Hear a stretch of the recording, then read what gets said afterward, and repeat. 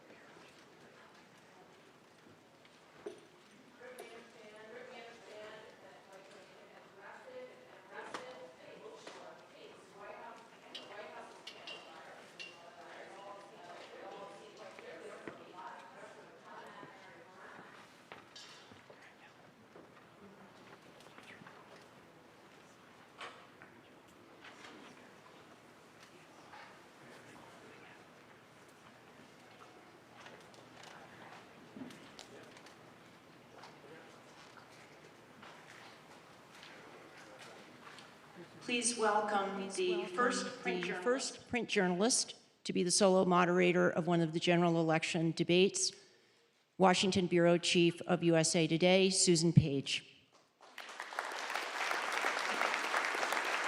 Go get him, honey. Hey, welcome. And congratulations, you have scored the most exclusive tickets in the United States. Hamilton has nothing on the Commission on Presidential Debates when it comes to exclusive tickets. I want to offer a special welcome to Vice President Pence's family, I think is there, and to Senator Kamala Harris's family on this side, and most especially to my bosses who are seated right up there, and I'm very glad that they came and joined us. My bosses from USA Today and from Gannett. We're glad that you're here. But this debate is not about you, and it's not about me. It's about the millions of Americans who are going to be watching it. And that's why I'm going to ask you for your help. I'm going to ask you for your silence. I'm going to ask you during the debate not to cheer or to boo or to hiss or to laugh, because that is distracting for the people we are really staging this debate to reach. There will be 2 times when you can applaud. That will be when I announce the 2 candidates on the stage. They'll come on the stage simultaneously. That'll be a time to applaud. And then applaud again at the very end of the debate. But if you could keep, restrain your enthusiasm between those 2 times, I'd appreciate it. And if you could send me a little good karma, that would also be appreciated, but quietly. I'm going now to sit down and get settled and turn my back to you, but not in a rude way. And I'll see you on the other side. Thanks again for being here.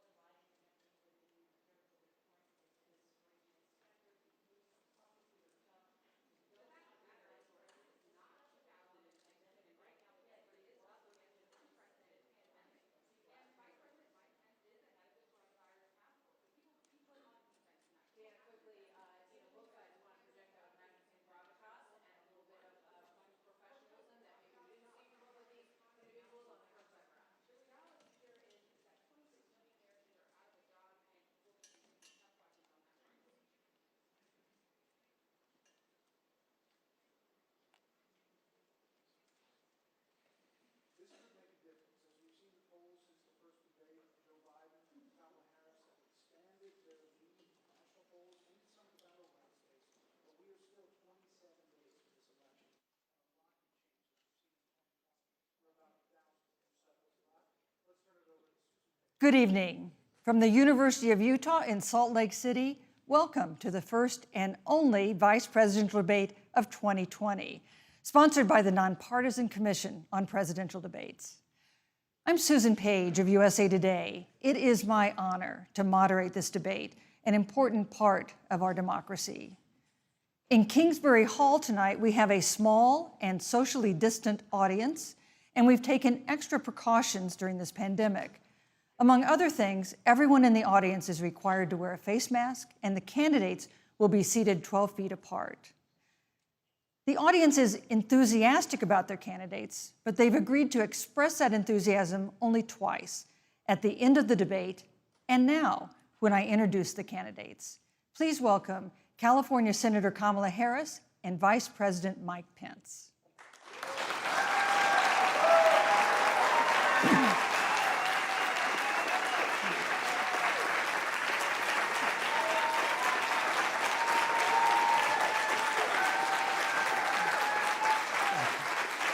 Thank you.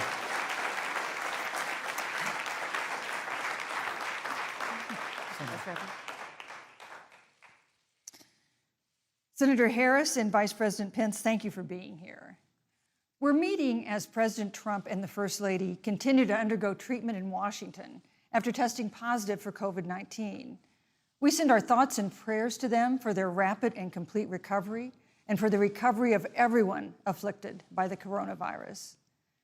The two campaigns and the Commission on Presidential Debates have agreed to the ground rules for tonight. I'm here to enforce them on behalf of the millions of Americans who are watching. One note, no one in either campaign or at the Commission or anywhere else has been told in advance what topics I'll raise or what questions I'll ask. This 90-minute debate will be divided into 9 segments of about 10 minutes each. I'll begin a segment by posing a question to each of you, sometimes the same question, sometimes a different question on the same topic. You will then have 2 minutes to answer without interruption by me or the other candidate. Then we'll take 6 minutes or so to discuss the issue. At that point, although there will always be more to say, we'll move on to the next topic. We want a debate that is lively, but Americans also deserve a discussion that is civil. These are tumultuous times, but we can and will have a respectful exchange about the big issues facing our nation. Let's begin with the ongoing pandemic that has cost our country so much. Senator Harris, the coronavirus is not under control. Over the past week, Johns Hopkins reports that 39 states have had more COVID cases over the past 7 days than in the week before.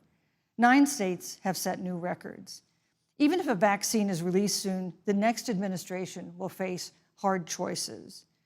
What would a Biden administration do in January and February that a Trump administration wouldn't do? Would you impose new lockdowns for businesses and schools and hotspots? A federal mandate to wear masks? You have 2 minutes to respond without interruption. Thank you, Susan. Well, the American people have witnessed what is the greatest failure of any presidential administration in the history of our country. And here are the facts. 210,000 dead people in our country in just the last several months. Over 7 million people who have contracted this disease. 1 in 5 businesses closed. We're looking at frontline workers who have been treated like sacrificial workers. We are looking at over 30 million people who in the last several months had to file for unemployment. And here's the thing. On January 28th, the Vice President and the President were informed about the nature of this pandemic. They were informed that it's lethal in consequence, that it is airborne, that it will affect young people, and that it would be contracted because it is airborne. And they knew what was happening, and they didn't tell you. Can you imagine if you knew on January 28th, as opposed to March 13th, what they knew, what you might have done to prepare? They knew and they covered it up. The president said it was a hoax. They minimize the seriousness of it. The president said, you're on one side of his ledger if you wear a mask, you're on the other side of his ledger if you don't. And in spite of all of that, today they still don't have a plan. They still don't have a plan. Well, Joe Biden does. And our plan is about what we need to do around a national strategy for contact tracing, for testing, for administration of the vaccine, and making sure that it will be free for all. That is the plan that Joe Biden has and that I have, knowing that we have to get a hold of what has been going on, and we need to save our country. And Joe Biden is the best leader to do that, and frankly, this administration has forfeited their right to re-election based on this. Thank you, Senator Harris. Vice President Pence, more than 210,000 Americans have died of COVID-19 since February. The U.S. death toll as a percentage of our population is higher than that of almost every other wealthy nation on earth. For instance, our death rate is 2.5 times that of Canada next door. You head the administration's coronavirus task force. Why is the U.S. death toll as a percentage of our population higher than that of almost every other wealthy country? And you have 2 minutes to respond without interruption. Susan, thank you. And I want to thank the Commission and the University of Utah for hosting this event. And Senator Harris, it's a privilege to be on the stage with you. And our nation has gone through a very challenging time this year. But I want the American people to know that from the very first day, President Donald Trump has put the health of America first.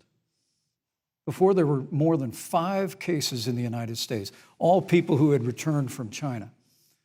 President Donald Trump did what no other American president had ever done, and that was he suspended all travel from China, the second largest economy in the world. Now, Senator Joe Biden opposed that decision. He said it was xenophobic and hysterical. But I can tell you, having led the White House Coronavirus Task Force, that that decision alone by President Trump bought us invaluable time to stand up the greatest national mobilization since World War II. And I believe it saved hundreds of thousands of American lives. Because with that time, we were able to reinvent testing. More than 115 million tests have been done to date. We were able to see to the delivery of billions of supplies so our doctors and nurses had the resources support they needed. And we began, really, before the month of February was out, to develop a vaccine and to develop medicines and therapeutics that have been saving lives all along the way. And under President Trump's leadership, Operation Warp Speed, we believe we'll have literally tens of millions of doses of a vaccine before the end of this year. The reality is, when you look at the Biden plan, it reads an awful lot like what President Trump and I and our task force have been doing every step of the way. I mean, quite frankly, when I look at their plan that talks about advancing testing, creating new PPE, developing a vaccine, it looks a little bit like plagiarism, which is something Joe Biden knows a little bit about. And I think the American people know that this is a president who has put the health of America first, and the American people, I believe with my heart, can be proud of the sacrifices they have made. It's saved countless American lives. Senator Harris, would you like to respond? Absolutely. Whatever the vice president is claiming the administration has done, clearly it hasn't worked. When you're looking at over 210,000 dead bodies in our country, American lives that have been lost, families that are grieving that loss. And you know, the vice president is the head of the task force and knew on January 28th how serious this was. And then thanks to Bob Woodward, we learned that they knew about it. And then when that was exposed, the vice president said, when asked, well, why didn't y'all tell anybody? He said, because the president wanted people to remain calm. Well, let's get no, but Susan, this is important. Susan, I want to add, but here. Mr. Vice President, I'm speaking. I have to I'm weigh speaking. Yeah, you can have 15 more wanna, seconds, and then we'll give the Vice President Thank a chance to So respond. I want to ask the American people, how calm were you when you were panicked about where you're going to get your next roll of toilet paper? How calm were you when your kids were sent home from school and you didn't know when they could go back? How calm were you when your children couldn't see your parents because you were afraid they could kill them? Let's give Vice President Pence a chance to respond. Vice President Pence, you have 1 minute to respond. You know, there's not a day gone by that I haven't thought of every American family that's lost a loved one. And I want all of you to know that you'll always be in our hearts and in our prayers. But when you say what the American people have done over these last 8 months hasn't worked, that's a great disservice to the sacrifices the American people have made. I'm referring The to you, reality, Madam if I may finish, Senator, the reality is Dr. Fauci said everything that he told the president in the Oval Office, the president told the American people. Now, President Trump, I will tell you, has boundless confidence in the American people, and he always spoke with confidence that we'd get through this together. But when you say it hasn't worked, when Dr. Fauci and Dr. Birx and our medical experts came to us in the second week of March, they said if the president didn't take the unprecedented step of shutting down roughly half of the American economy, that we could lose 2.2 million Americans. Now, that's the reality. Thank you. They also Thank you, said Vice to us if President we did Pence. everything right, Susan, we could still lose more than 200,000 Americans. Vice Now, President one Pence. life lost is too Thank you. many, Susan. But the American people, I believe, deserve credit for the sacrifices that they have made, putting the health of their family and their neighbors first, our doctors, our nurses, our first Thank you, Vice responders. President Pence. And I'm going to speak up on behalf of what the American people have done. Vice President Pence, you were in the front row in a Rose Garden event 11 days ago at what seems to have been a super spreader event for senior administration and congressional officials. No social distancing, few masks, and now a cluster of coronavirus cases among those who were there. How can you expect Americans to follow the administration's safety guidelines to protect themselves from COVID when you at the White House have not been doing so? Well, the American people have demonstrated over the last 8 months that when given the facts, they're willing to put the health of their families and their neighbors and people they don't even know first. And President Trump and I have great confidence in the American people and their ability to take that information and put it into practice. In the height of the epidemic, when we were losing a heartbreaking number of 2,500 Americans a day, we surged resources to New Jersey and New York and New Orleans and Detroit. We told the American people what needed to be done, and the American people made the sacrifices. When the outbreak in the Sun Belt happened this summer, again, Americans stepped forward. But the reality is the work of the President of the United States goes on. A vacancy on the Supreme Court of the United States has come upon us, and the President introduced Judge Amy Coney Yes, Barrett. thank you. Thank you, Vice But President at Pence. that, if I may say, that Rose Garden event, there's been a great deal of speculation about it. My wife Karen and I were there and honored to be there. Many of the people who were at that event, Susan, actually were tested Yes. for coronavirus, and it was an outdoor event, which all of our scientists regularly and routinely advise. The difference here is President Trump and I trust the American people to make choices in the best interest of their health. Joe Biden and Kamala Harris consistently talk about mandates, and not just mandates with the coronavirus, but a government takeover of health care, Thank you, the Vice Green New President Pence. Deal, all government control. We're about freedom and respecting the freedom of the American people. Let's talk about respecting the American people. You respect the American people when you tell them the truth. You respect the American people when you have the courage Which we've to be a always leader done. speaking of those things that you may not want people to hear, but they need to hear so they can protect themselves. But this administration stood on information that if you had as a parent, if you had as a worker, knowing you didn't have enough money saved up, and now you're standing in a food line because of the ineptitude of an administration that was unwilling to speak the truth to the American people.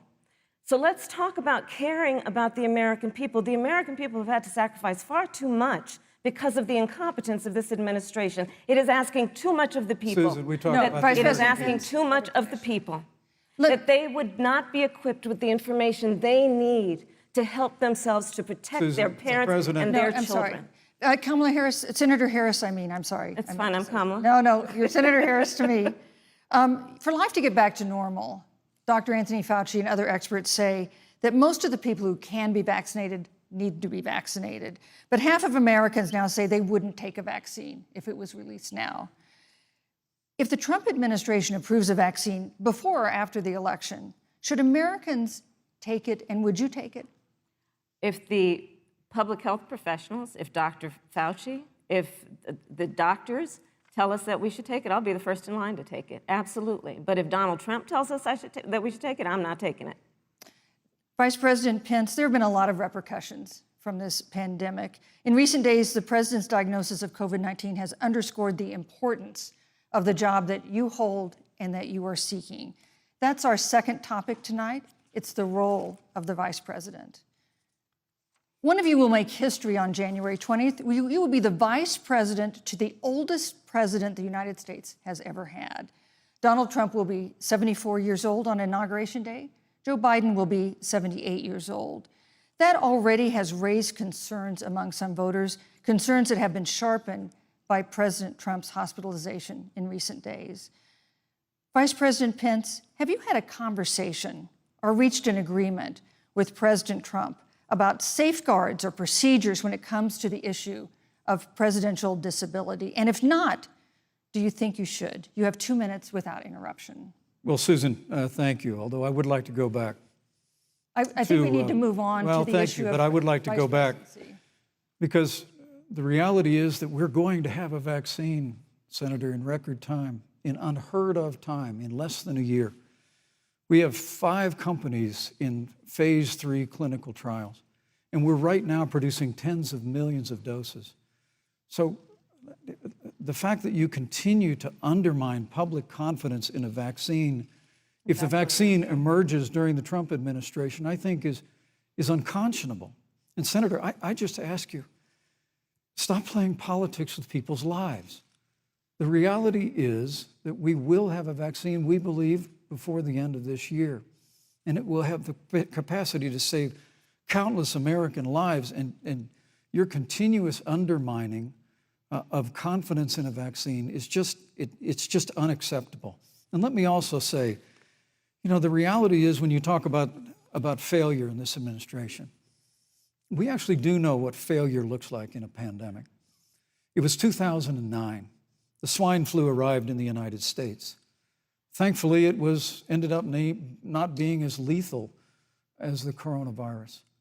But before the end of the year, when Joe Biden was vice president of the United States, not 7.5 million people contracted the swine flu, 60 million Americans contracted the swine flu.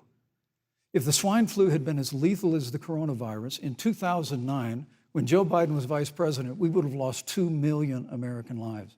His own chief of staff, Ron Klain, would say last year that it was pure luck that they did, quote, everything possible wrong. And we learned from that. They left the strategic national stockpile empty. They left an empty and hollow plan, but we still learned from it. And I think the American people, I'm going to say again, can be proud of what we have done. And Senator, please stop undermining confidence in a vaccine. Senator Harris, let me ask you the same question that I asked Vice President Pence, which is, have you had a conversation or reached an agreement with Vice President Biden about safeguards or procedures when it comes to the issue of presidential disability? And if not, and if you win the election next month, do you think you should? You have 2 minutes uninterrupted. So let me tell you, first of all, the day I got the call from Joe Biden, it was actually a Zoom call, asking me to serve with him on this ticket was probably one of the most memorable days of my life. I thought about my mother, who came to the United States at the age of 19, gave birth to me at the age of 25 at Kaiser Hospital in Oakland, California. And the thought that I'd be sitting here right now, I know would make her proud, and she must be looking down on this. You know, Joe and I were raised in a very similar way. We were raised with values that are about hard work, about the value and the dignity of public service, and about the importance of fighting for the dignity of all people. And I think Joe asked me to serve with him because, you know, I have a career that included being elected the first woman district attorney of San Francisco, where I created models of innovation for law enforcement in terms of reform of the criminal justice system. I was elected the first woman of color and black woman to be elected Attorney General of the state of California, where I ran the second largest Department of Justice in the United States, second only to the United States Department of Justice. And there I took on everything from transnational criminal organizations to the big banks that were taking advantage of homeowners to for-profit colleges that were taking advantage of veterans. And then, of course, now I serve in the United States Senate as only the second black woman ever elected to the United States Senate. I serve on the Senate Intelligence Committee, where I've been in regular receipt of classified information about threats to our nation and hotspots around the world. I've traveled the world. I've met with our soldiers in war zones. And I think Joe has asked me to serve with him because he knows that we share a purpose which is about lifting up the American people.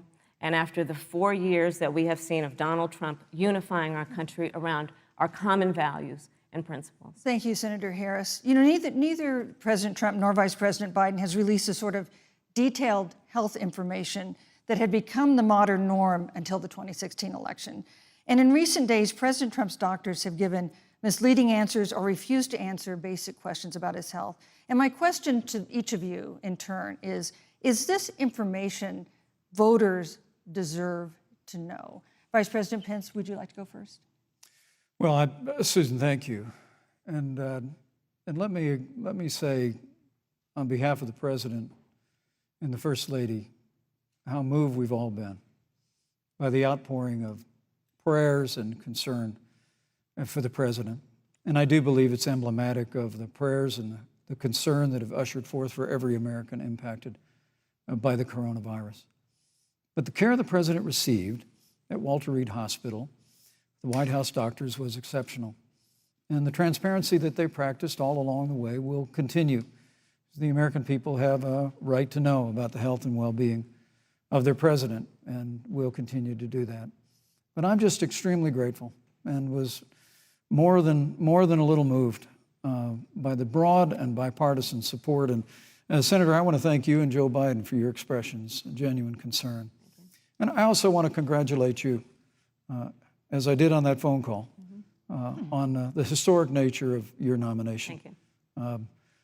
I never expected to be on this stage 4 years ago, so I know the feeling.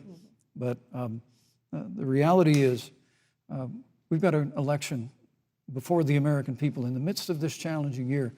And the stakes have never been higher, but I think the choice has never been clearer. I want to give Senator Harris a chance to respond to the same question I asked, which is, do voters have a right to know more detailed health information about presidential candidates and especially about presidents, especially when they're facing some kind of challenge? Absolutely, and that's why Joe Biden has been so incredibly transparent, and certainly by contrast, the president has not, both in terms of health records, but also let's look at taxes. We now know, because of great investigative journalism, that Donald Trump paid $750 in taxes. When I first heard about it, I literally said, "You mean $750,000? And it was like, no, $750. We now know Donald Trump owes and is in debt for $400 million. And just so everyone is clear, when we say in debt, it means you owe money to somebody.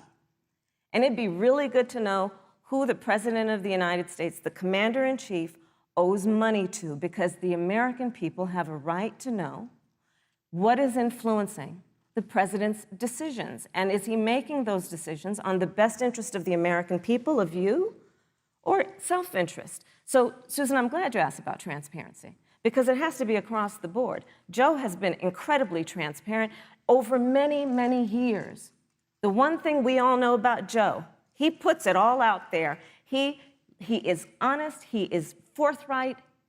But Donald Trump, on the other hand, has been about covering up everything. Thank you, Senator Harris. I want to give you a chance to respond, Vice President. Well, look, I respect the fact that Joe Biden spent 47 years in public life. I respect your public service as well. Thank you. But the American people have a president who's a businessman, he's a job creator, who's paid tens of millions of dollars in taxes, payroll taxes, property taxes. He's created tens of thousands of American jobs. And the president said those public reports are not accurate. And the president's also released literally stacks of financial disclosures the American people can review just as the law allows. But the distinction here is that Joe Biden, 47 years in public service, compared to President Donald Trump, who brought all of that experience 4 years ago. Thank you, Vice President. And turned this economy around by cutting taxes, rolling back regulation, unleashing American energy, fighting for free and fair trade, and all of that's on the line if Joe Biden and Kamala Harris. You know, that's a good segue into our third topic, which is about the economy. This has been another aspect of life for Americans that's been so affected by this coronavirus. We have a jobs crisis brewing. On Friday, we learned that the unemployment rate had declined to 7.9% in September, but the job growth had stalled, and that was before the latest round of layoffs and furloughs in the airline industry at Disney and elsewhere. Hundreds of thousands of discouraged workers have stopped looking for work. Nearly 11 million jobs that existed at the beginning of the year haven't been replaced. Those hardest hit include Latinos, Blacks, and women. Senator Harris, the Biden-Harris campaign has proposed new programs to boost the economy, and you would pay for that new spending by raising $4 trillion in taxes on wealthy individuals and corporations. Some economists warn that could curb entrepreneurial ventures that fuel growth and create jobs. Would raising taxes put the recovery at risk? And you have 2 minutes to answer uninterrupted. Thank you. On the issue of the economy, I think there couldn't be a more fundamental difference between Donald Trump and Joe Biden. Joe Biden believes you measure the health and the strength of America's economy based on the health and the strength of the American worker and the American family.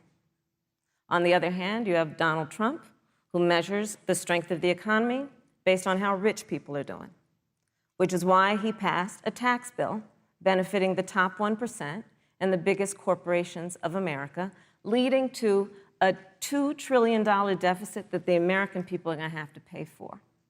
On day one, Joe Biden will repeal that tax bill. He'll get rid of it.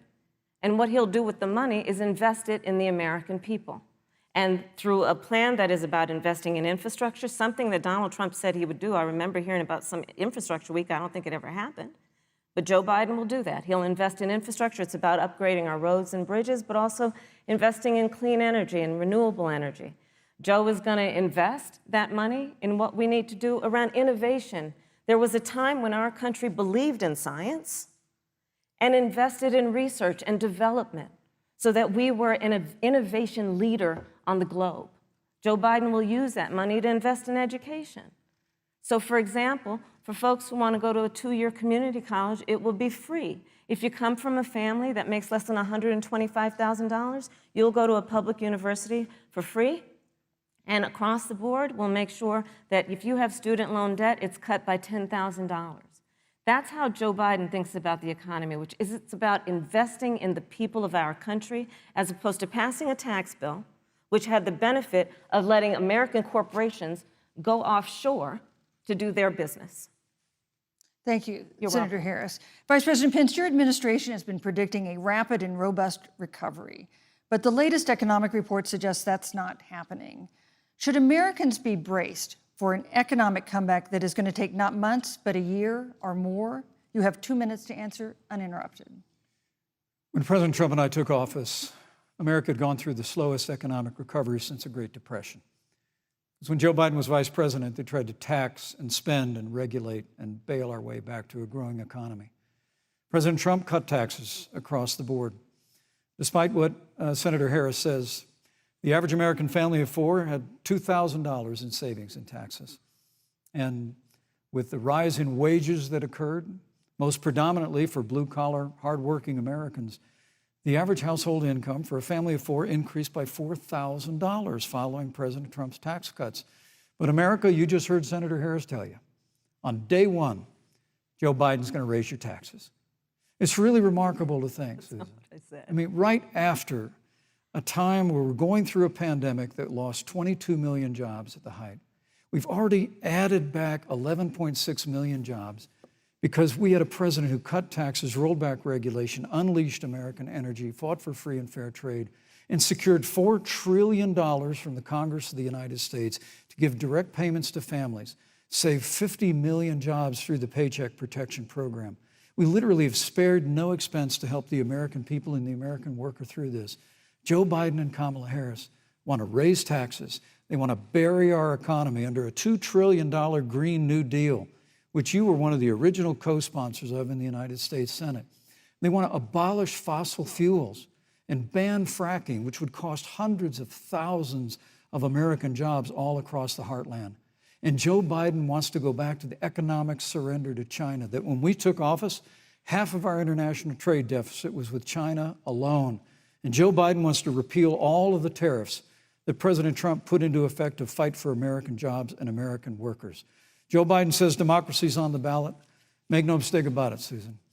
The American economy, the American comeback is on the ballot with 4 more years of growth and opportunity, 4 more years of President Donald Trump. 2021 is going to be the biggest economic year in the history of this country. Thank you, Vice President Pence. Senator Harris. Well, I mean, I thought we saw enough of it in last week's debate, but I think this is supposed to be a debate based on fact and truth. And the truth and the fact is Joe Biden has been very clear. He will not raise taxes on anybody who makes less than $400,000 a year. He said he's going to repeal the Trump tax cuts. Mr. Vice President, I'm speaking. Well, wait. I'm speaking. It'd be important if you said the truth. Joe Biden said twice in the debate last week that he's going to repeal the Trump tax cuts. That was tax cuts that gave the average working family $2,000 in a tax break every single year. Senator, that is that's the math. absolutely not true. That Is he tax only bill, is he only going to repeal part of the Trump tax cuts? If you don't mind letting me finish, we can then have a conversation, okay? Please. Okay. Joe Biden will not raise taxes on anyone who makes less than $400,000 a year. He has been very clear about that. Joe Biden will not end fracking. He has been very clear about that. Joe Biden is the one who, during the Great Recession, was responsible for the Recovery Act that brought America back. And now the Trump-Pence administration wants to take credit when they rode the coattails of Joe Biden's success for the economy that they had at the beginning of their term. Of course, now the economy is a complete disaster.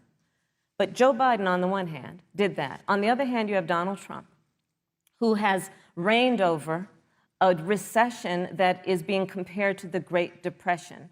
On the one hand, you have Joe Biden, who was responsible with President Barack Obama for the Affordable Care Act, which brought health care to over 20 million Americans and protected people with pre-existing conditions. And what it also did is it saved those families who otherwise were going bankrupt because of hospital bills they could not afford. On the other hand, you have Donald Trump, who's in court right now, trying to get rid of the Affordable Care Act, which means that you will lose protections if you have pre-existing conditions. And this is very important, Susan. Yes, and it's but we need to give Vice President. I'd just like to, he interrupted me, and I'd like to just finish, please. If you have a pre-existing condition, heart disease, diabetes, breast cancer, they're coming for you. If you love someone who has a pre-existing condition, they're coming for you. If you are under the age of 26 on your parents' coverage, they're coming for you. Senator Harris, thank you. You're welcome. Let me give you a chance to respond. Well, I hope we have a chance to talk about health care because Obamacare was a disaster.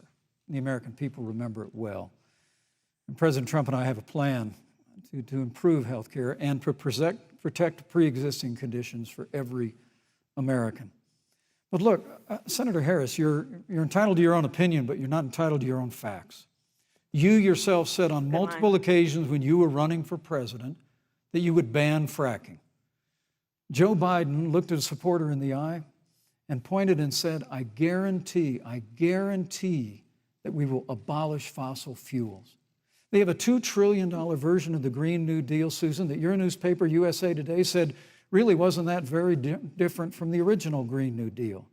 More taxes, more regulation, banning fracking, abolishing fossil fuel, crushing American energy, and economic surrender to China is a prescription for economic decline. President Trump and I will keep America growing. The V-shaped recovery that's underway right now will continue with 4 more years of President Donald Trump in the White House. Thank you very, very much, Vice President Pence. Once again, you've provided the perfect segue to a new topic, which is climate change. And Vice President Pence, I'd like to pose the first question to you. This year, we've seen record-setting hurricanes in the South. Another one, Hurricane Delta, is now threatening the Gulf. And we have seen record-setting wildfires in the West. Do you believe, as the scientific community has concluded, that man-made climate change has made wildfires bigger, hotter, and more deadly, and have made hurricanes wetter, slower, and more damaging? You have 2 minutes uninterrupted. Thank you, Susan. Well, first, I'm very proud of our record on the environment and on conservation. According to all of the best estimates, our air and land are cleaner than any time ever recorded, and our water is among the cleanest in the world. And just a little while ago, the President signed the Outdoors Act. It's the largest investment in our public lands and public parks in 100 years. So President Trump has made a commitment to conservation and to the environment. Now, with regard to climate change, the climate is changing. But the issue is, what's the cause and what do we do about it? President Trump has made it clear that we're going to continue to listen to the science. Now, Joe Biden and Kamala Harris would put us back in the Paris Climate Accord. They'd impose the Green New Deal, which would crush American energy, would increase the energy costs of American families in their homes, and literally would crush American jobs. And President Trump and I believe that the progress that we have made in a cleaner environment has been happening precisely because we have a strong free market economy. You know, what's remarkable is the United States has reduced CO2 more than the countries that are still in the Paris Climate Accord, but we've done it through innovation, and we've done it through natural gas and fracking, which, Senator, the American people can go look at the record. I know Joe Biden says otherwise now, as you do, but the both of you repeatedly committed to abolishing fossil fuel and banning fracking. And so by creating the kind of American innovation, we're actually steering toward a stronger and better environment. With regard to wildfires, President Trump and I believe that forest management has to be front and center, and even Governor Gavin Newsom from your state has agreed we've got to work on forest management. And with regard to hurricanes, the National Oceanic Administration tells us that actually as difficult as they are, Thank you, Vice President. There are no more hurricanes today than there were 100 years ago. Thank you. But many of the climate alarmists Pence, use hurricanes and wildfires to try and sell their bill of goods of a Green New Deal. And President Trump and I are going to always put American jobs and American workers first. Senator Harris, as the Vice President mentioned, you co-sponsored the Green New Deal in Congress. But Vice President Biden said in last week's debate that he does not support the Green New Deal. But if you look at the Biden-Harris campaign website, it describes the Green New Deal as a crucial framework. What exactly would be the stance of a Biden-Harris administration toward the Green New Deal? You have 2 minutes uninterrupted. Sure. So first of all, I will repeat, and the American people know, that Joe Biden will not ban fracking. That is a fact. That is a fact. I will repeat that Joe Biden has been very clear that he thinks about growing jobs, which is why he will not increase taxes for anyone who makes less than $400,000 a year. Joe Biden's economic plan, Moody's, which is a reputable Wall Street firm, has said will create 7 million more jobs than Donald Trump's. And part of those jobs that will be created by Joe Biden are going to be about clean energy and renewable energy. Because you see, Joe understands that the west coast of our country is burning, including my home state of California. Joe sees what is happening on the Gulf states, which are being battered by storms. Joe has seen and talked with the farmers in Iowa, whose entire crops have been destroyed because of floods. And so Joe believes, again, in science. I'll tell you something, Susan. I served, when I first got to the Senate, on the committee that's responsible for the environment. Do you know this administration took the word science off the website and then took the phrase climate change off the website? We have seen a pattern with this administration, which is they don't believe in science. And Joe's plan is about saying we're going to deal with it, but we're also going to create jobs. Donald Trump, when asked about the wildfires in California, and the question was, you know, the science is telling us this, you know what Donald Trump said? Science doesn't know. So let's talk about who is prepared to lead our country over the course of the next 4 years on what is an existential threat to us as human beings. Joe is about saying we're going to invest that in renewable energy. It's going to be about the creation of millions of jobs. We will achieve net zero emissions by 2050, carbon neutral by 2035. Joe has a plan. This has been a lot of talk from the Trump administration, and really it has been to go backward instead of forward. We will also re-enter the climate agreement with pride. Senator Harris just said that climate change is an existential threat. Vice President Pence, do you believe that climate change poses an existential threat? As I said, Susan, the climate is changing. We'll follow the science. But once again, Senator Harris is denying the fact that they're going to raise taxes on every American. Joe Biden said twice in the debate last week that on day one he was going to repeal the Trump tax cuts. Those tax cuts delivered $2,000 in tax relief to the average family of four across America. And with regard to banning fracking, I just recommend that people look at the record. You yourself said repeatedly that you would ban fracking. You were the first Senate co-sponsor of the Green New Deal. And while Joe Biden denied the Green New Deal, Susan, thank you for pointing out, the Green New Deal is on their campaign website. And as USA Today said, it's essentially the same plan as you co-sponsored with AOC when she submitted it in the Senate. And you just heard the senator say that she's going to resubmit America to the Paris Climate Accord. Look, the American people have always cherished our environment. We'll continue to cherish it. We've made great progress reducing CO2 emissions through American innovation and the development of natural gas through fracking. We don't need a massive $2 trillion Green New Deal that would impose all new mandates on American businesses and American families. Thank you. Joe Biden wants us to retrofit 4 million American business buildings. It makes no sense. It will cost jobs. President Trump is going to put America first. He's going to put jobs first, and we're going to take care of our environment and follow the science. Thank you, But, on the issue of jobs, Senator Harris. Let's talk about that. The vice president earlier referred to, as part of what he thinks is an accomplishment, the president's trade war with China. You lost that trade war. You lost it. What ended up happening is because of a so-called trade war with China, America lost 300,000 manufacturing jobs. Farmers have experienced bankruptcy because of it. We are in a manufacturing recession because of it.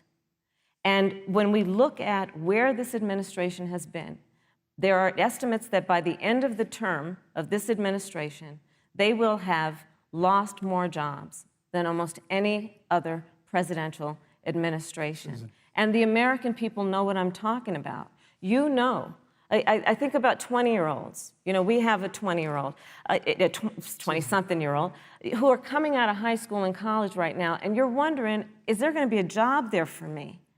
We're looking at people who are trying to figure out how they're going to pay rent by the end of the month. Almost half of American renters are worried about whether they're going to be able to pay rent by the end of the month.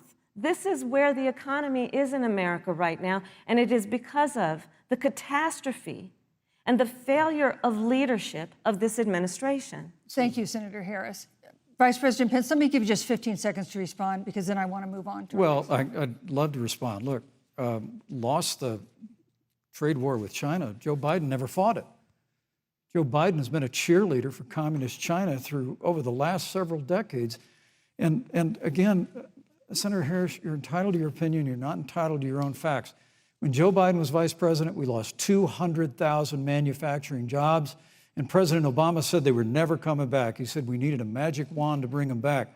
In our first 3 years after we cut taxes, rolled back regulation, unleashed American energy, this administration saw 500,000 manufacturing jobs created. And that's exactly the kind of growth we're going to continue to see as we bring our nation through this pandemic.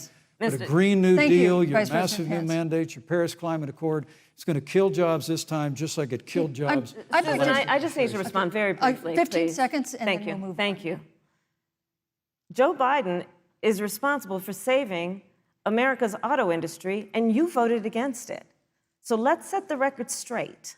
Thank you. I'd like to talk about China. We have, as our next topic, we have no more complicated or consequential foreign relationship than the one with China. It is a huge market for American agricultural goods. It's a potential partner in dealing with climate change in North Korea. And in a video tonight, President Trump again blamed it for the coronavirus, saying China will pay. Vice President Pence, how would you describe our fundamental relationship with China? Competitors, adversaries, enemies? You have 2 minutes. Thank you, Susan.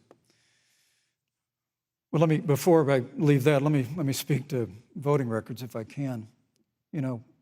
Everybody knows that NAFTA cost literally thousands of American factories to close. We saw automotive jobs go south of the border. President Trump fought to renegotiate NAFTA. And the United States-Mexico-Canada agreement is now the law of the land. American people deserve to know Senator Kamala Harris was one of only 10 members of the Senate to vote against the USMCA. It was a huge win for American auto workers. It was a huge win for American farmers, especially dairy in the upper Midwest.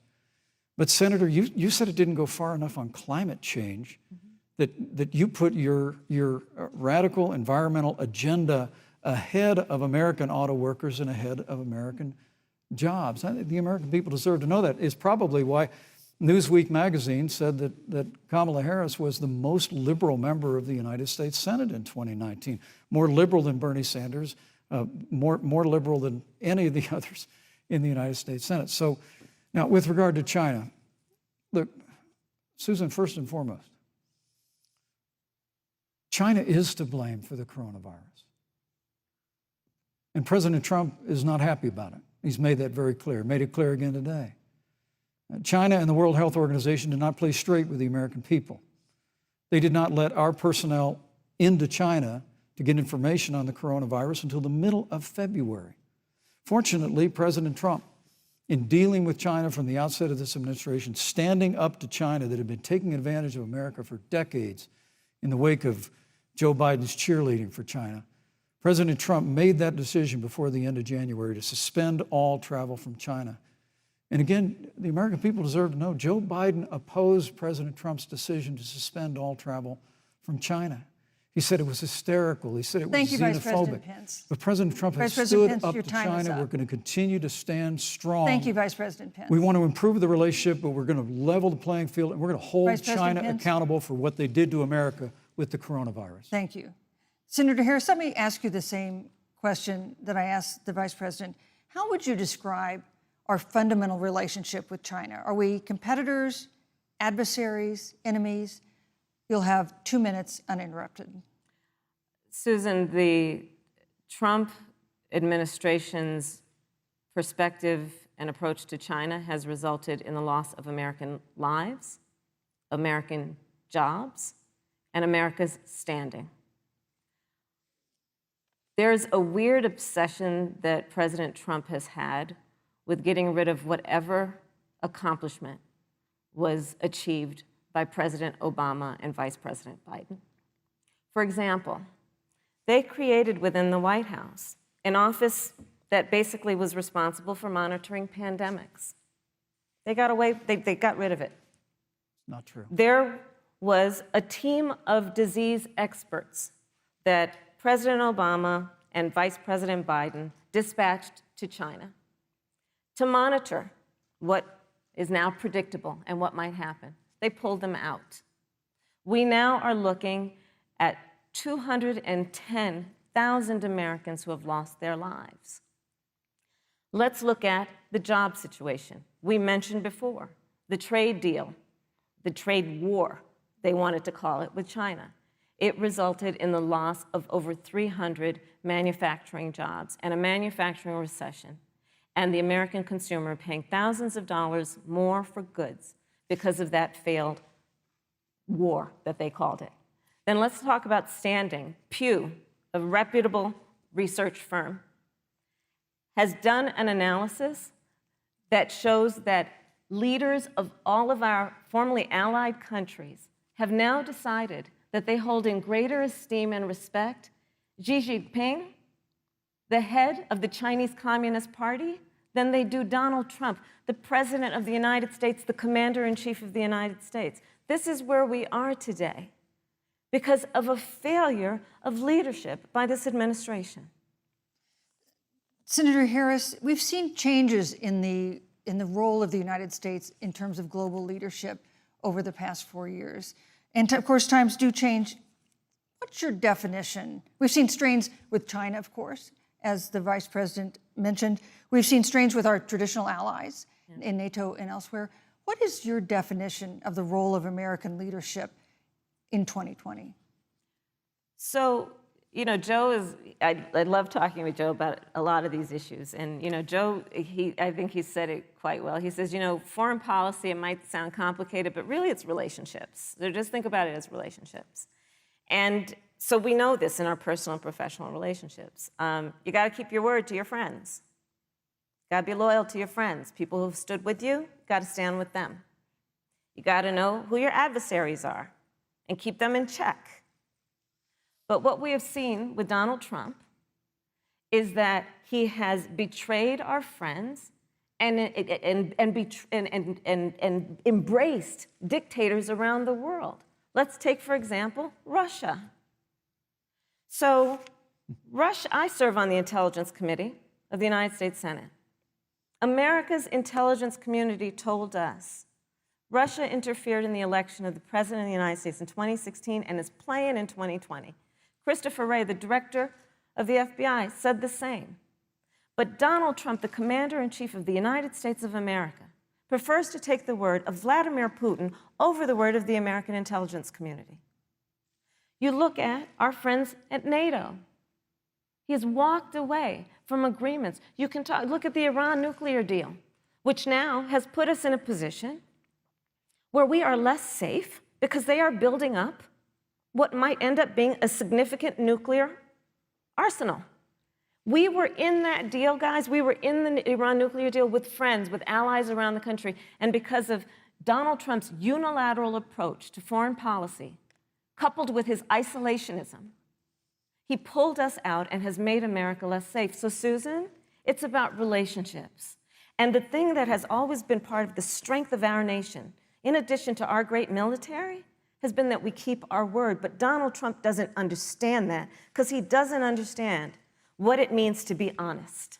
Thank you, Senator Harris. Vice President Pence, let me give you a chance to respond. Well, thank you. Well, President Trump kept his word when we moved the American embassy to Jerusalem, the capital of the state of Israel.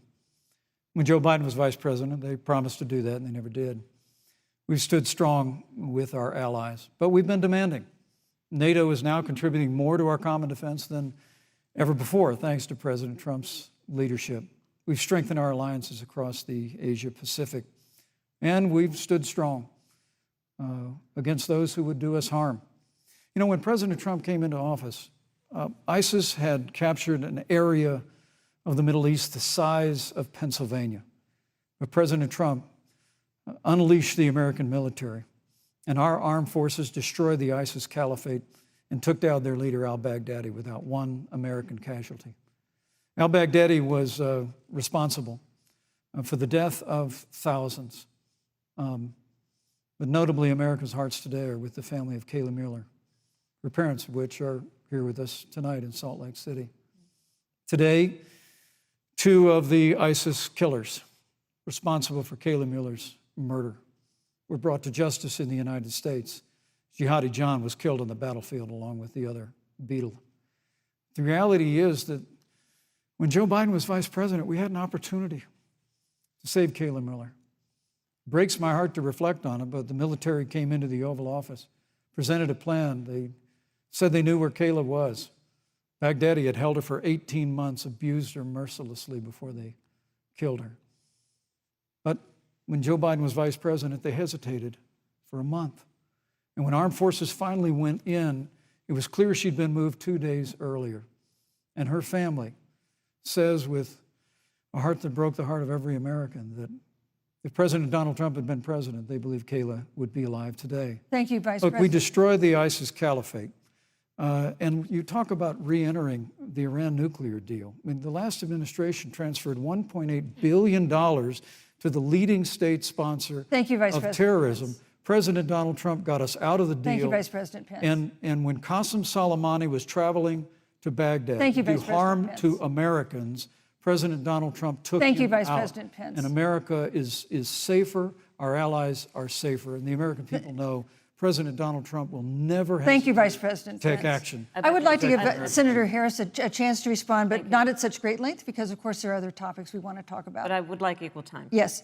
Thank you. Please go ahead. First of all, to the Mueller family, I know about your daughter's case, and I'm so sorry. I'm so sorry. What happened to her is awful, and it should have never happened. And I know Joe feels the same way. And I know that President Obama feels the same way.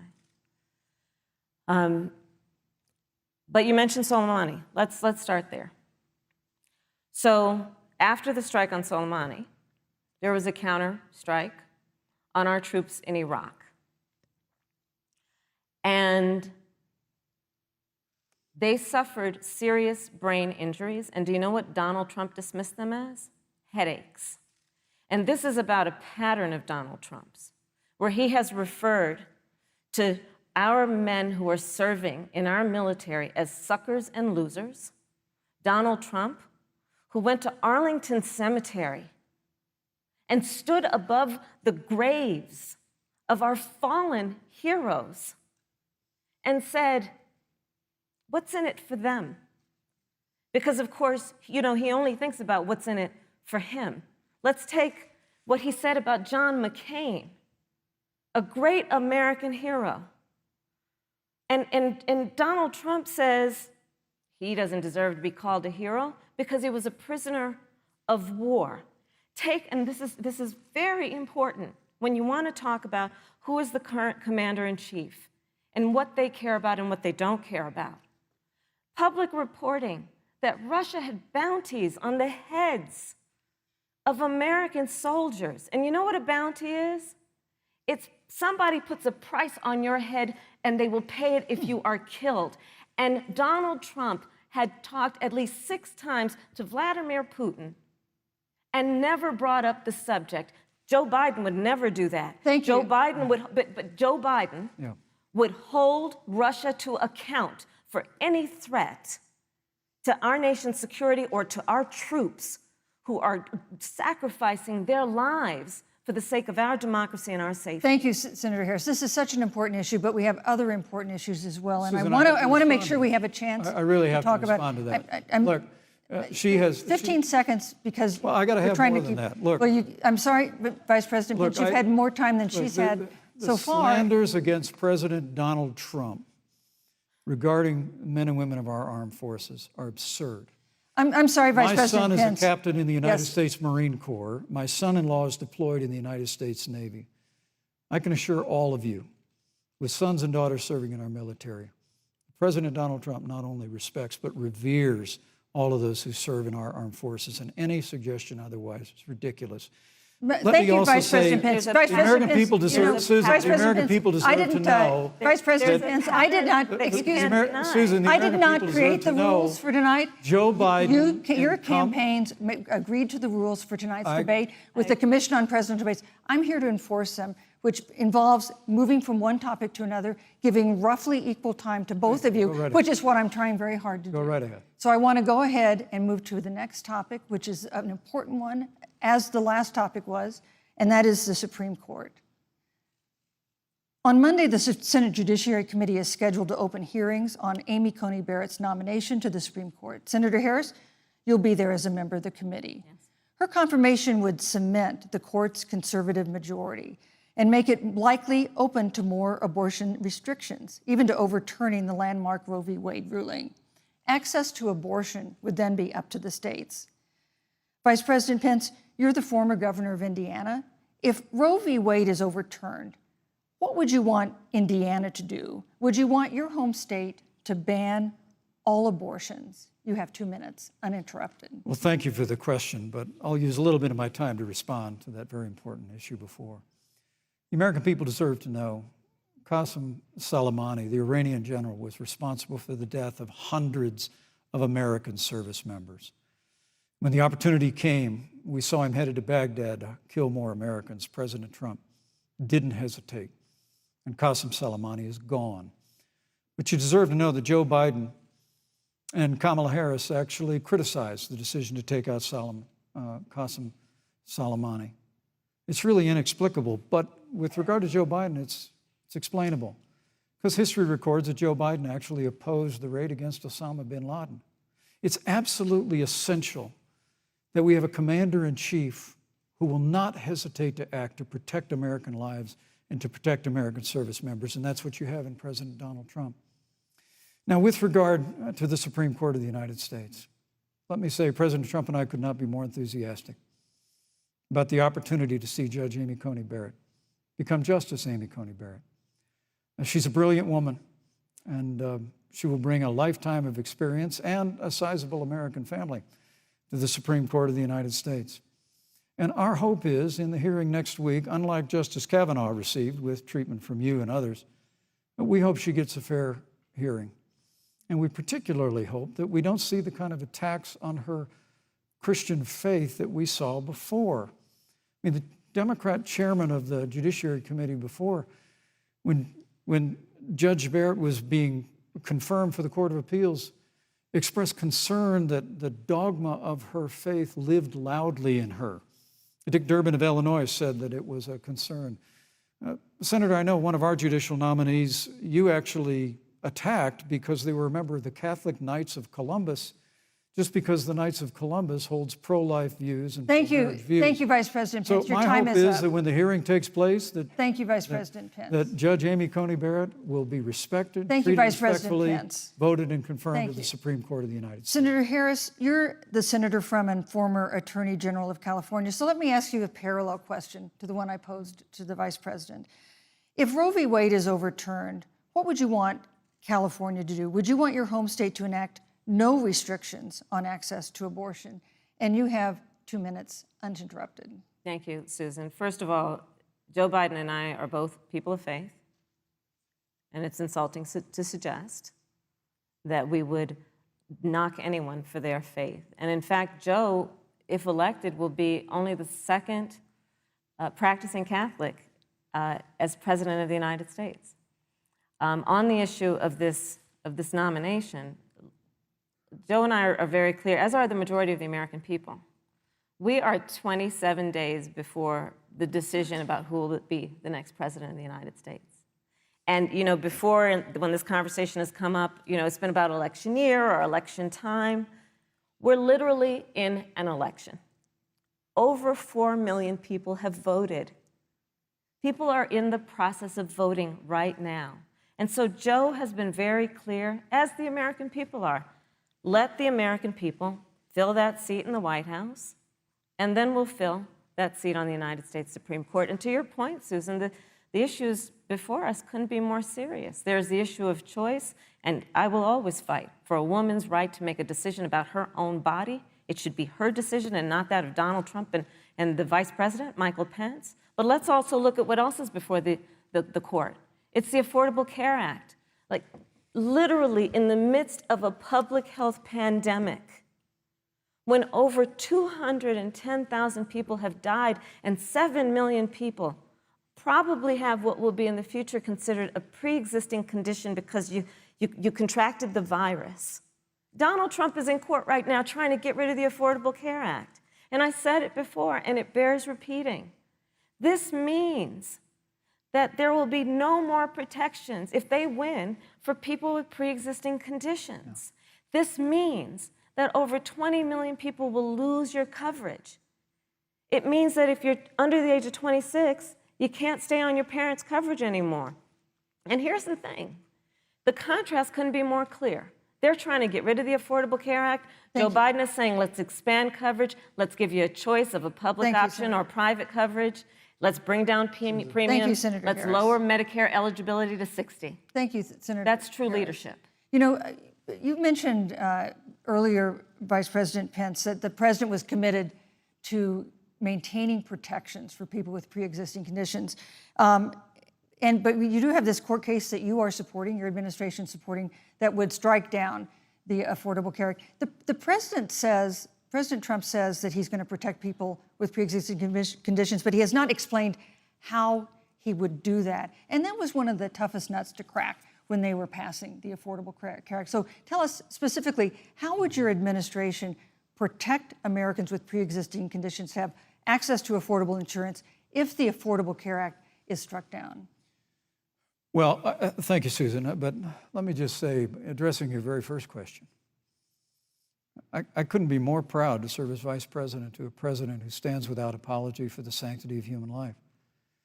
I'm pro-life.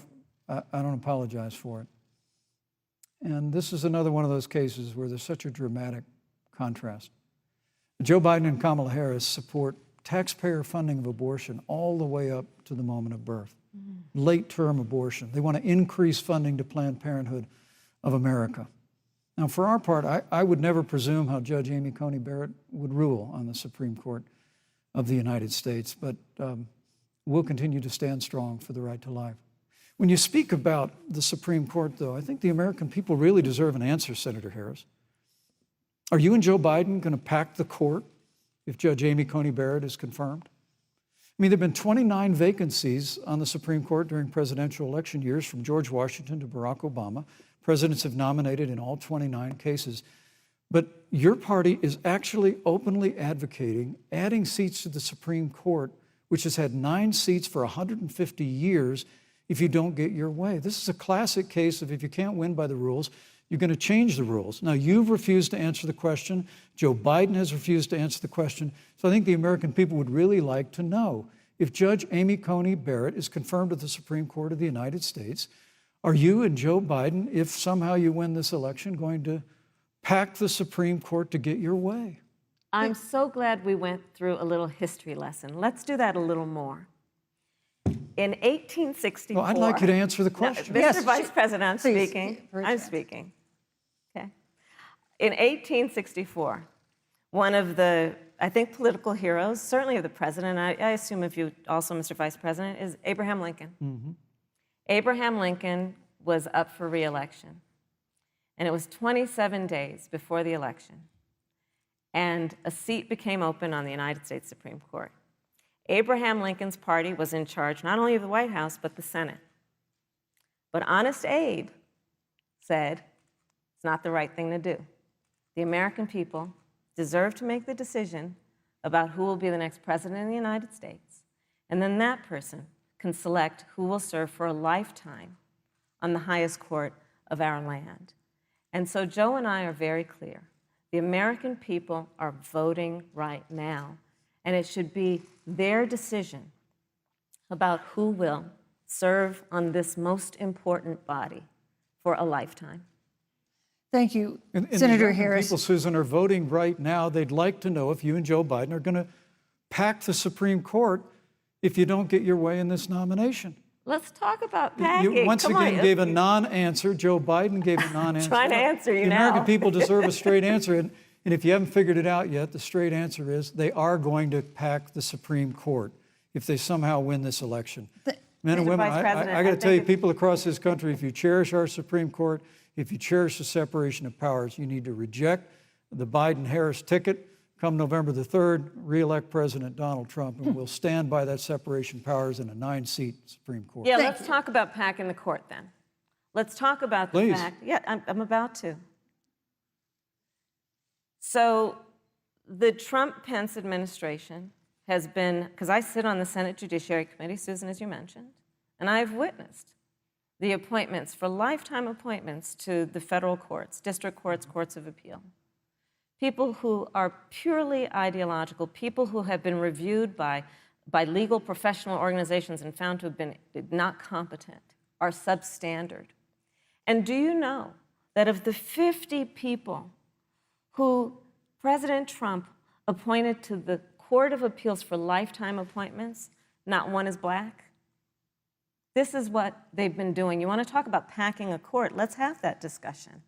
All right, thank you, Senator. Let's go on and talk about the issue of racial justice. I just want the record to reflect she never answered the question. So I think the American people, Thank maybe you. in the next debate, Joe Biden will answer the question, Thank you- but I think thank the you. American people know the answer. Thank you, Vice President. In March, Breonna Taylor, a 26-year-old emergency room technician in Louisville, was shot and killed after police officers executing a search warrant in a narcotics investigation broke into her apartment. The police said they identified themselves. Taylor's boyfriend said he didn't hear them do that. He used a gun registered to him to fire a shot, which wounded an officer. The officers then fired more than 20 rounds into the apartment. They say they were acting in self-defense. None of them have been indicted in connection with her death. Senator Harris, in the case of Breonna Taylor, was justice done? You have 2 minutes. I don't believe so. And I've talked with Breonna's mother, Tamika Palmer. and her family. And her family deserves justice. She was a beautiful young woman. She had as her life goal to become a nurse, and she wanted to become an EMT to first learn what's going on out on the street so she could then become a nurse and save lives. And her life was taken unjustifiably and tragically and violently. And it brings me to, the 8 minutes and 46 seconds that America witnessed, during which an American man was tortured and killed under the knee of an armed, uniformed police officer. And people around our country of every race, of every age, of every gender, perfect strangers to each other, marched shoulder to shoulder, arm in arm, fighting for us to finally achieve that ideal of equal justice under law. And I was a part of those peaceful protests. And I believe strongly that, first of all, we are never going to condone violence, but we always must fight for the values that we hold dear, including the fight to achieve our ideals. And that's why Joe Biden and I have said on this subject, look, and I'm a former career prosecutor. I know what I'm talking about. Bad cops are bad for good cops. We need reform of our policing in America and our criminal justice system, which is why Joe and I will immediately ban chokeholds and carotid holds. George Floyd would be alive today if we did that. We will require a national registry for police officers who break the law. We will, on the issue of criminal justice reform, get rid of private prisons and cash bail, and we will decriminalize marijuana. And we will expunge the records of those who have been convicted of marijuana. This is a time for leadership on a tragic, tragic issue of unarmed Black people in America who have been killed. Thank you, Senator Harris. Vice President Pence, let me pose the same question to you. In the case of Breonna Taylor, was justice done? You have 2 minutes uninterrupted. Well, our heart breaks for the loss of any innocent American life. And the family of Breonna Taylor has our sympathies. But I trust our justice system, a grand jury that refused the evidence. And it really is remarkable that as a former prosecutor, you would assume that an impaneled grand jury looking at all the evidence got it wrong. But you're entitled to your opinion, Senator. I think, look, and with regard to George Floyd, there's no excuse for what happened to George Floyd. And justice will be served. But there's also no excuse for the rioting and looting that followed. I mean, it really is astonishing. Flora Westbrook is with us here tonight in Salt Lake City. Just a few weeks ago, I stood at what used to be her salon. It was burned to the ground by rioters and looters. And Flora is still trying to put her life back together. And I must tell you, this presumption that you hear consistently from Joe Biden and Kamala Harris, that America is systemically racist, and that, as Joe Biden said, that he believes that law enforcement has an implicit bias against minorities, is a great insult to the men and women who serve in law enforcement. And I want everyone to know who puts on the uniform of law enforcement every day that President Trump and I stand with you. And it is remarkable that when Senator Tim Scott tried to pass a police reform bill, brought together a group of Republicans and Democrats, Senator Harris, you got up and walked out of the room. And then you filibustered Senator Tim Scott's bill on the Senate floor that would have provided new accountability, new resources. Look, we don't have to choose between supporting law enforcement, improving public safety, and supporting our African American neighbors and all of our minorities. Under President Trump's leadership, we'll always stand with law enforcement, and we'll do what we've done from day one, and that is improve the lives of African Americans. Thank you, Vice President Record unemployment, record investments in education, and we'll fight for school choice for all of our minorities. Thank you, Vice President. I'd like to respond. Senator Harris. I will not sit here and be lectured by the Vice President on what it means to enforce the laws of our country. I am the only one on this stage who has personally prosecuted everything from child sexual assault to homicide. I'm the only one on this stage who has prosecuted the big banks for taking advantage of America's homeowners. I'm the only one on this stage who prosecuted for-profit colleges for taking advantage of our veterans. And the reality of this is that we are talking about an election in 27 days, where last week the President of the United States took a debate stage in front of 70 million Americans and refused to condemn white supremacists. Not true. And Not true. it wasn't like he didn't have a chance. He didn't do it, and then he doubled down. And then he said, when pressed, stand back, stand by. And this is a part of a pattern of Donald Trump's. He called Mexicans rapists and criminals. He instituted as his first act a Muslim ban. He, on the issue of Charlottesville, where people were peacefully protesting the need for racial justice, where a young woman was killed. And on the other side, there were neo-Nazis carrying tiki torches, shouting racial epithets, anti-Semitic slurs. And Donald Trump, when asked about it, said, there were fine people on both sides. This is who we have as the President of the United States. And America, you deserve better. Joe Biden will be a president who brings our country together. Senator Harris, and recognizes the beauty in our diversity and the fact that we Senator all Harris, have so much more in common than what separates us. Vice President Pence, let me give you a minute to respond. Thank you, Susan. I appreciate that very much. You know, I think this is one of the things that makes people dislike the media so much in this country, Susan, is that you selectively edit, just like Senator Harris did, comments that President Trump and I and others on our side of the aisle make. I mean, Senator Harris conveniently omitted, after the president made comments about people on either side of the debate over monuments, he condemned the KKK, neo-Nazis, and white supremacists, and has done so repeatedly. You're concerned that he doesn't condemn neo-Nazis. President Trump has Jewish grandchildren. His daughter and son-in-law are Jewish. This is a president who respects and cherishes all of the American people. But you talk about having personally prosecuted. I'm glad you brought up your record, Senator. Thank you. I really need to make this point. When you were DA in San Francisco, when you left office, African Americans were 19 times more likely to be prosecuted for minor drug offenses than whites and Hispanics. When you were Attorney General of California, you increased the disproportionate incarceration of blacks in California.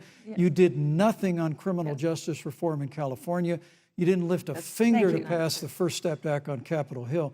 I mean, the reality is your record speaks for itself. President Trump and I have fought for criminal justice reform. Thank you, Vice President We've fought Pence. for educational choice and opportunities for African Americans, all of our Thank you, minorities. sir. And we'll do it for 4 more Thank years. you. You know, there is no more important issue than the final issue that we're going to talk about tonight, and that is the issue of the election But itself. Susan, he attacked my record. I would like an opportunity to respond. Let me give you 30 seconds because we're running out of time. I appreciate that. First of all, having served as the Attorney General of the state of California, the work that I did is a model of what our nation needs to do, and we will be able to do under a Joe Biden presidency. Our agenda includes what this administration has failed to do. It will be about not only instituting a ban on chokeholds and carotid holes. Thank you. Not only.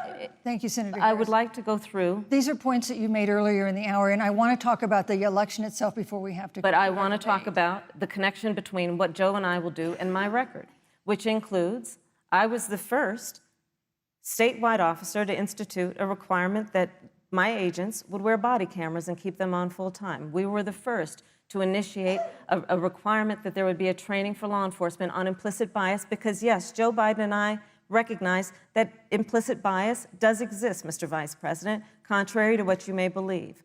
We did the work of instituting reforms that were about investing in reentry. This is the work that we have done and the work we will do going forward. And again, I will not be lectured by the Vice President on our record of what we have done in terms of law enforcement and keeping our communities safe, and a commitment to reforming the criminal justice system of America. Thank you, Senator Harris. And I'd like to pose I'd like you to respond first to the question on our final topic, the election itself. President Trump has several times refused to commit himself to a peaceful transfer of power after the election. If your ticket wins and President Trump refuses to accept a peaceful transfer of power, what steps would you and Vice President Biden then take? What would happen next? You have 2 minutes. So I'll tell you, Joe and I are, I think, particularly proud of the coalition that we've built around our campaign. We probably have one of the broadest coalitions of folks that you've ever seen in a presidential race. Of course, we have the support of Democrats, but also independents and Republicans. In fact, 7 members of President George W. Bush's cabinet are supporting our ticket.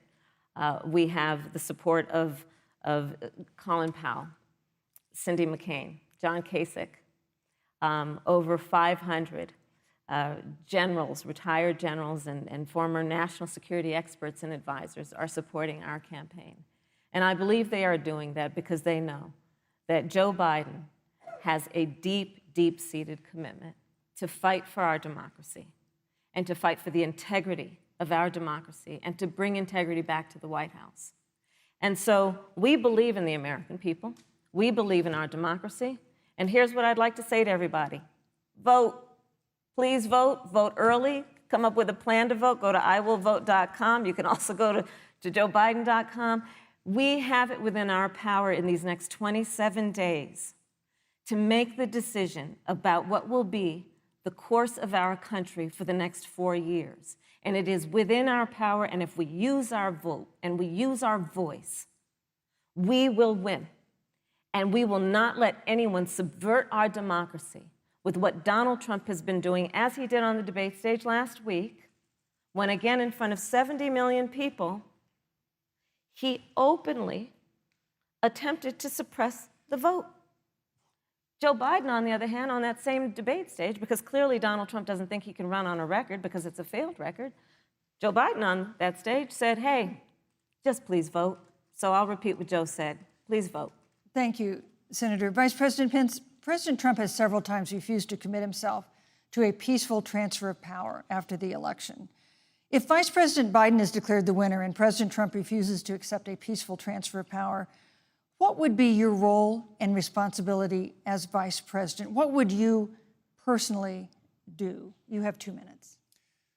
Well, Susan, first and foremost, I think we're going to win this election because while Joe Biden and Kamala Harris rattle off a long litany of the establishment in Washington, D.C., an establishment that Joe Biden's been a part of for 47 years, President Donald Trump has launched a movement of everyday Americans from every walk of life.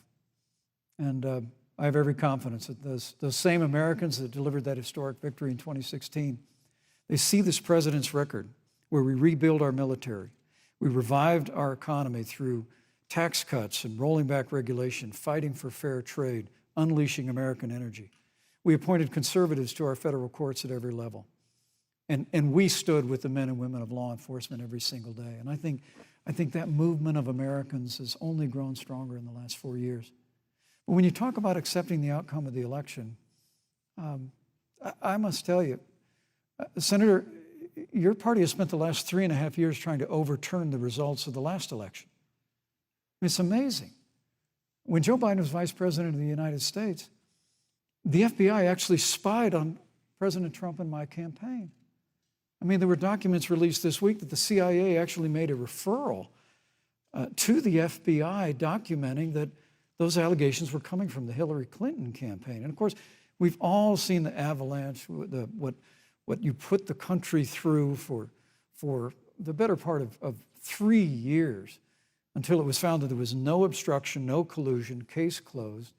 And then, Senator Harris, you and your colleagues in the Congress tried to impeach the President of the United States over a phone call.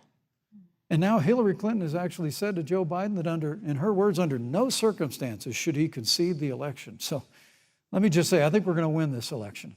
President Trump and I are fighting every day in courthouses to prevent Joe Biden and Kamala Harris from changing the rules and creating this universal mail-in voting that will create a massive opportunity for voter fraud. And we have a free and fair election. We know we're going to have confidence in it. And I believe in all my heart that President Donald Trump's going to be reelected for 4 more years. You know, I've written all the questions that I've asked tonight, but for the final question of the debate, I'd like to read a question that someone else wrote. The Utah Debate Commission asked students in the state to write essays about what they would like to ask you. And I want to close tonight's debate with the question posed by Brecklin Brown.